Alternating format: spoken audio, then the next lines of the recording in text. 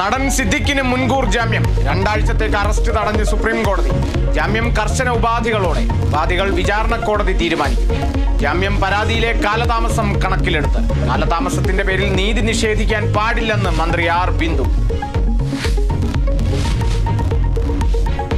സംവിധായകൻ ബാലചന്ദ്ര മേനോനും ജാഫർ ഇടുക്കിക്കുമെതിരെ പീഡന പരാതി. ആലുവയിലെ നടി പ്രത്യേക അന്വേഷണ സംഘത്തിന് പരാതി നൽകി. ഹോട്ടലിൽ ലൈംഗികാതിക്രമം നടത്തിയെന്ന് നടി. പരാതിയുടെ പകർപ്പ് കേരള വിഷൻ ന്യൂസ്. എം ലോറൻസിന്റെ മൃതദേഹം മോർച്ചറിയിൽ സൂക്ഷിക്കാൻ ഹൈക്കോടതി നിർദ്ദേശം. ആശുപത്രി സമിതിയുടെ ഹിയറിംഗിൽ അപാകതയുണ്ടെന്ന് കോടതി. പ്രിൻസിപ്പൽ ഉപസമിതിയെ വച്ചതിൽ കോടതിക്ക് അമർഷം. വീണ്ടും ഹിയറിംഗ് നടത്തിയേക്കും. കേസ് വ്യാഴാഴ്ച പരിഗണിക്കും. മലപ്പുറത്തെ പൊതുജനത്തെ ജനം വിലയിരുത്തട്ടെ എന്ന് PV അൻവർ MLA. താൻ വിചാരിച്ചാൽ 25 പഞ്ചായത്തുകളിൽ LDFന് ഭരണം നഷ്ടമാകുമെന്ന് അവകാശവാദം. വിവാദങ്ങൾക്കിടെ വൈകിട്ട് കോഴിക്കോട്ടും അൻവർ പങ്കെടുക്കുന്ന പൊതുയോഗം. CPIM-നെ ബാധിക്കില്ലെന്ന് LDF കൺവീനർ.